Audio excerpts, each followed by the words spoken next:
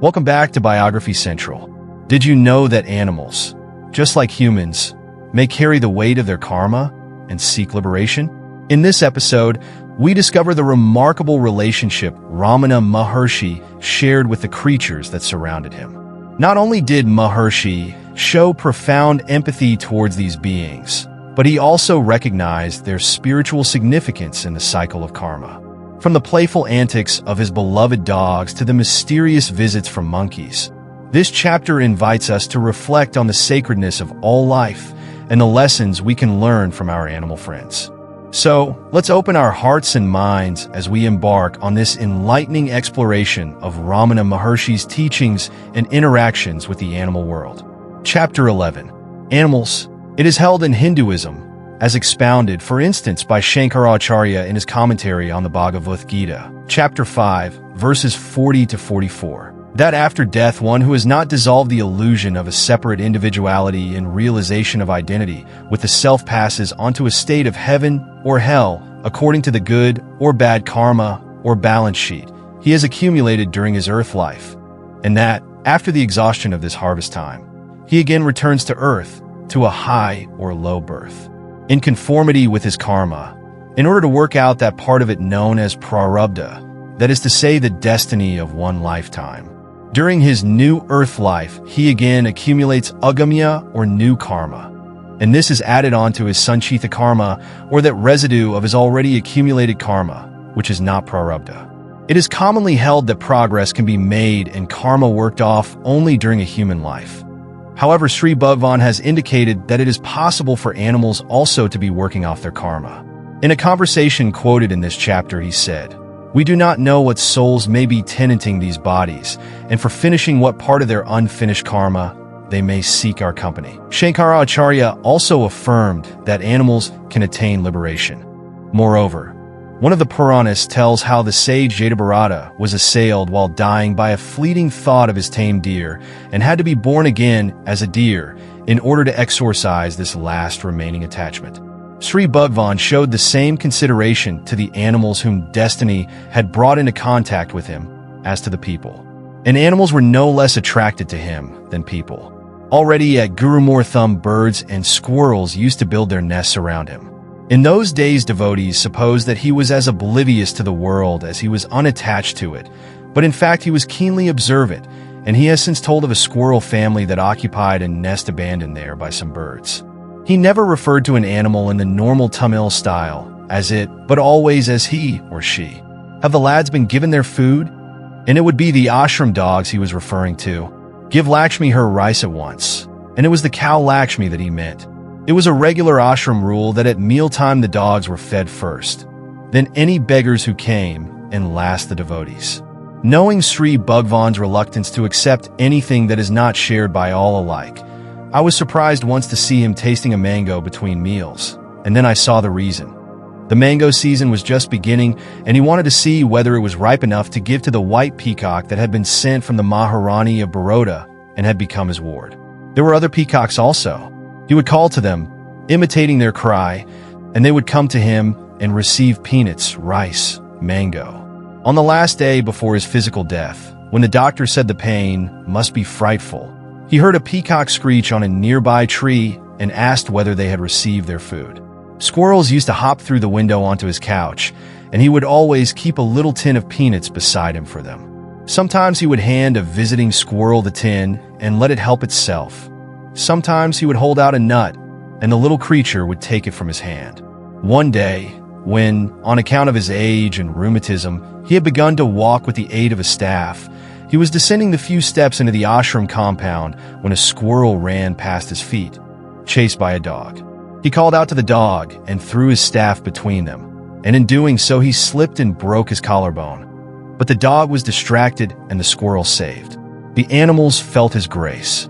If a wild animal is cared for by people, its own kind boycott it on its return to them. But if it came from him, they did not. Rather, they seemed to honor it. They felt the complete absence of fear and anger in him. He was sitting on the hillside when a snake crawled over his legs. He neither moved nor showed any alarm. A devotee asked him what it felt like to have a snake pass over one, and, Laughing, he replied, cool and soft. He would not have snakes killed where he resided. We have come to their home and have no right to trouble or disturb them. They do not molest us, and they didn't. Once his mother was frightened when a cobra approached her. Sri Bhagwan walked towards it, and it turned and went away.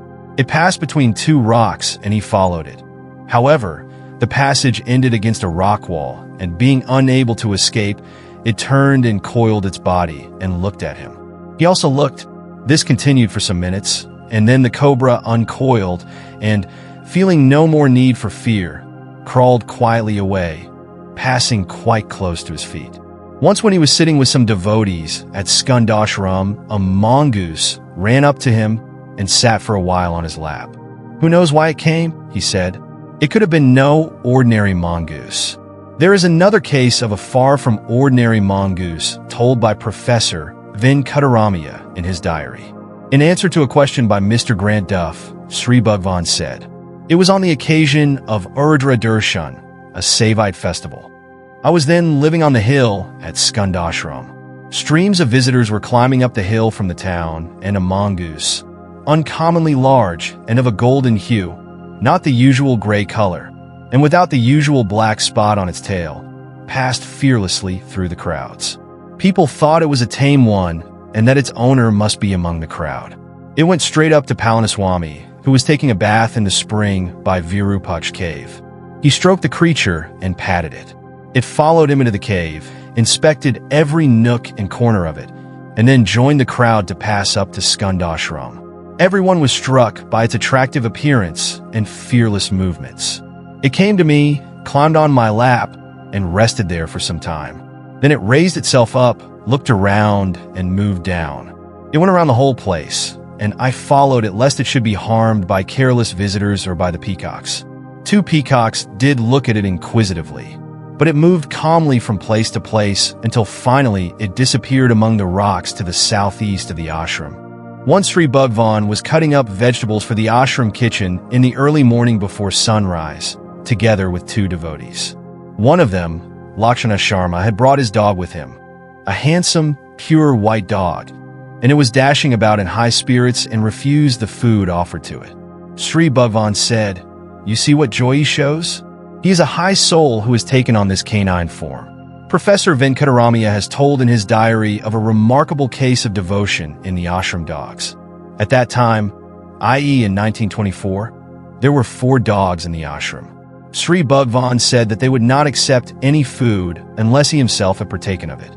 The pundit put this to the test by spreading some food before them, but they would not touch it.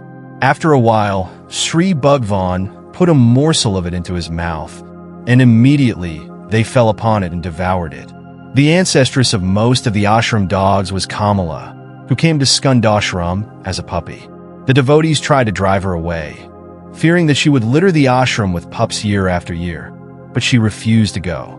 A large canine family did indeed grow up, but they all had to be treated with equal consideration. On the occasion of her first delivery, Kamala was given her bath, painted with turmeric, decked with vermilion on the forehead, and given a clean place in the ashram, where she remained for 10 days with her pups.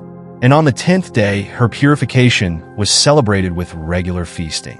She was an intelligent and serviceable dog. Sri Bhagwan would often depute her to take a newcomer around the hill. Kamala, take this stranger round, and she would guide him to every image, tank, and shrine around the hill. One of the most remarkable of the dogs, though not of Kamala's progeny, was Chinna Kurupan, Little Blackie. Sri Bhagwan himself has given an account of him. Chinna Kurupan was pure black all over, whence his name. He was a person of high principles. When we were in Virupaksh cave, something black used to pass us at a distance. We would sometimes see his head peeping over the bushes. His vairagya, dispassion, seemed to be very strong. He kept company with none, and in fact seemed to avoid company. We respected his independence and vairagya, and used to leave food near his place and go away. One day, as we were going up, Kurupan suddenly jumped across the path and romped upon me, wagging his tail in glee. How he singled me out from the group for his display of affection was the wonder. Thereafter he remained with us in the ashram as one of the inmates. A very intelligent and serviceable fellow he was, and how high-minded. He had lost all his former aloofness and became very affectionate. It was a case of universal brotherhood. He would make friends with every visitor and inmate, climb onto his lap, and nestle against him. His overtures were generally well received. A few tried to avoid him, but he was indefatigable in his efforts and would take no refusal as final. However, if he was ordered away, he would obey like a monk observing the vow of obedience. Once he went near an Orthodox Brahmin who was reciting mantras at the foot of a beltree near our cave. The Brahmin regarded dogs as unclean and scrupulously avoided contact or even proximity to them. However, Kurupan, evidently understanding and observing only the natural law of equality, Samathvam, insisted on going near him. Out of consideration for the Brahmin's feelings, an inmate of the ashram raised his stick and beat the dog, though not hard. Kurupan wailed and ran away and never returned to the ashram, nor was seen again. He would never again approach a place where he had been once ill-treated, so sensitive he was. The person who made this mistake evidently underrated the dog's principles and sensitivity. And yet there had already been a warning. It was like this. Palaniswami had once spoken and behaved rudely to Chinna Kurupan. It was a cold, rainy night, but all the same Chinna Kurupan left the premises and spent the whole night on a bag of charcoal some distance away. It was only in the morning that he was brought back. There had also been a warning from the behavior of another dog. Some years back, Palaniswami scolded a small dog that was with us at Virupaksh cave, and the dog ran straight down to Sankatirtham tank, and soon after his dead body was floating there. Palaniswami and all the others at the ashram were at once told that dogs and other animal inmates of the ashram have intelligence and principles of their own and should not be treated roughly. We do not know what souls may be tenanting these bodies, and for finishing what portion of their unfinished karma they may seek our company. There were other dogs also that showed intelligence and high principles. While at Skandashram, Sri Bhagwan was usually beside one of the ashram dogs when it breathed its last, and the body was given a decent burial and a stone placed over the grave. In the later years, when the ashram buildings had been put up, and especially when Sri Bhagwan began to grow less active in body, the humans had it more their own way and animal devotees had little access. Until the last few years, monkeys still came to the window beside Sri Bhagwan's couch and looked in through the bars. Sometimes one saw monkey mothers with the little ones clinging to them, as if to show them to Bhagwan, just as human mothers did. As a sort of compromise, the attendants were allowed to drive them away, but were expected to throw them a banana before doing so. Until he became too infirm, Sri Bhagwan walked on the hill every morning after 7 and every evening at about 5 o'clock. One evening, instead of the usual short walk, he went up to Skandashram. When he did not return at the usual time, some devotees followed him up the hillside, others gathered in small clusters, discussing where he had gone, what it meant, and what to do about it. Others sat in the hall, waiting. A pair of monkeys came to the hall door and, forgetting their fear of people, stepped inside and looked anxiously at the empty couch. After that, a few years before humans also lost their sight of Sri Bhagwan on earth, the day of the monkeys was finished. The palm leaf roofs outside the hall were extended, making access more difficult for them, and anyway most of them were taken back to the jungle or captured by the municipality and sent to America to be experimented on. From 1900, when Sri Bhagwan first went to live on the hill, to 1922, when he came down to the ashram at its foot, he was very intimate with the monkeys. He watched them closely with the love and sympathy that the Jnani sage has for all beings, and with that keen observation that was natural to him. He learned to understand their cries and got to know their code of behavior and system of government. He discovered that each tribe has its king and its recognized district, and if another tribe infringes on this, there will be war. But before starting a war or making peace, an ambassador is sent from one tribe to the other. He would tell visitors that he was recognized by the monkeys as one of their community and accepted as arbiter in their disputes. Monkeys, as a rule, would boycott one of their group if he had been cared for by people, but they make an exception in my case. Also, when there is misunderstanding and quarreling, they come to me, and I pacify them by pushing them apart, and so stop their quarreling. A young monkey was once bitten by an elder member of his group and left helpless near the ashram. The little fellow came limping to the ashram at Virupaksh cave, hence we called him Nandi, the lame. When his group came along 5 days later, they saw that he was tended by me, but still they took him back. From then on, they would all come to get any little thing that could be spared for them outside the ashram. But Nandi would come right onto my lap. He was a scrupulously clean eater. When a leaf plate of rice was set before him, he would not spill a single grain of rice outside it. If he ever did spill any, he would pick it up and eat it before going on with what was on the plate. He was very sensitive, though. Once, for some reason, he threw out some food and I scolded him. "What? Why are you wasting food?" He at once hit me over the eye and hurt me slightly. As a punishment, he was not allowed to come to me and climb onto my lap for some days. But the little fellow cringed and begged hard and regained his happy seat. That was his second offense. On the first occasion, I put his cup of hot milk to my lips to blow it, so as to cool it for him, and he was annoyed and hit me over the eye, but there was no serious hurt, and he at once came back to my lap and cringed as though to say, "Forget and forgive," so he was excused. Later on, Nandi became king of his tribe. Sri Bhagwan also told of another monkey king who took the bold step of outlawing 2 turbulent males in his tribe. The tribe thereupon became restive, and the king left them and went alone into the jungle, where he remained for 2 weeks.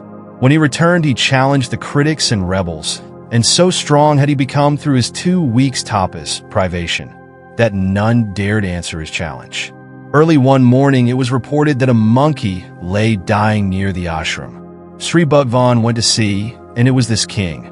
It was brought to the ashram and lay supporting itself against Sri Bhagwan.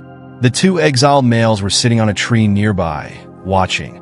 Sri Bhagwan moved to shift his weight, and the dying monkey instinctively bit his leg. "I have 4 such marks of favor from monkey kings," he said once, pointing to his leg. Then the monkey king uttered a last groan as he expired. The 2 watching monkeys jumped up and down and cried out with grief. The body was buried with the honors given to a sannyasin. It was bathed in milk and then in water and smeared with sacred ashes. A new cloth was placed over it, leaving the face uncovered and camphor burnt before it. It was given a grave near the ashram, and over this a stone was raised. One strange story of monkey gratitude is told. Sri Bhagwan was once walking round the foot of the hill with a group of devotees, and when they got near Pachayaman Coil, they felt hungry and thirsty. Immediately, a tribe of monkeys climbed the wild fig trees at the roadside and shook the branches, strewing the road with the ripe fruit, and then ran away, not eating any themselves. And at the same time, a group of women came up with earthen jars of water for drinking. The most favored of all the animal devotees of Sri Bhagwan was the cow Lakshmi. She was brought to the ashram as a young calf together with her mother in 1926 by one Aruna Chala Pillai of Kamaramangalam near Gudiyadam and presented to Sri Bhagwan. He was reluctant to accept the gift as there was then no accommodation for cows at the ashram. However, Aruna Chala Pillai absolutely refused to take them back, and a devotee, Ramanath Dikshitar, offered to look after them, so they stayed. Dikshitar saw to their needs for about 3 months, and then they were left with someone in town who kept cows. He kept them for about a year, and then one day came to have darshan of Sri Bhagwan and brought them with him on a visit. The calf seems to have been irresistibly attracted to Sri Bhagwan and to have noted the way to the ashram because she returned alone next day and from then on came every morning and returned to town only in the evening.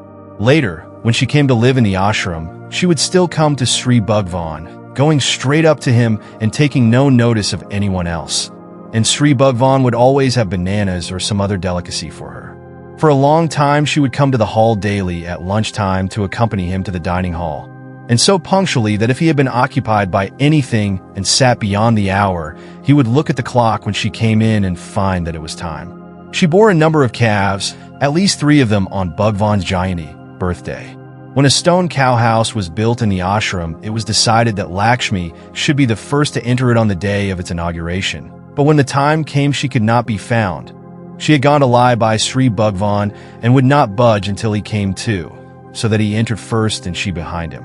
Not only was she uncommonly devoted to Sri Bhagwan, but the grace and kindness he showed her was quite exceptional. In later years, there were a number of cows and bulls at the ashram, but no other that formed such an attachment or elicited such grace. Lakshmi's descendants are still there. On June 17, 1948, Lakshmi fell ill, and on the morning of the 18th, it seemed that her end was near. At 10 o'clock, Sri Bhagwan went to her. "Amma, mother," he said, "you want me to be near you?" He sat down beside her and took her head on his lap. He gazed into her eyes and placed his hand on her head as though giving her diksha, initiation, and also over her heart. Holding his cheek against hers, he caressed her. Satisfied that her heart was pure and free from all Vasana's latent tendencies and centered wholly on Bhagwan, he took leave of her and went to the dining hall for lunch. Lakshmi was conscious up to the end. Her eyes were calm. At 11:30, she left her body, quite peacefully. She was buried in the ashram compound with full funeral rites, beside the graves of a deer, a crow, and a dog which Sri Bhagwan had also caused to be buried there. A square stone was placed over her grave, surmounted by a likeness of her. On the stone was engraved an epitaph that Sri Bhagwan had written stating that she had attained mukti, liberation. Devaraja Mudliar asked Bhagwan whether that was used as a conventional phrase, as the phrase that someone has attained samadhi is a polite way of saying that he has died, or whether it really meant mukti, and Sri Bhagwan said that it meant mukti. In the next episode, we take a closer look at the very foundation where these teachings took root, Sri Ramana Ashram. Discover how this humble place evolved into a thriving community and how Ramana Maharshi's principles guided the growth of this spiritual haven. Don't miss this insightful chapter that not only highlights the physical transformation of the ashram, but also reflects the deep spiritual bonds that were forged within its walls. Join us as we unveil the story of Sri Ramana Ashram and its significance in the path of self-knowledge. Thank you for listening till the end. Please subscribe, turn on the notifications, like, comment, and share with your friends. This will help more listeners to discover our channel and content.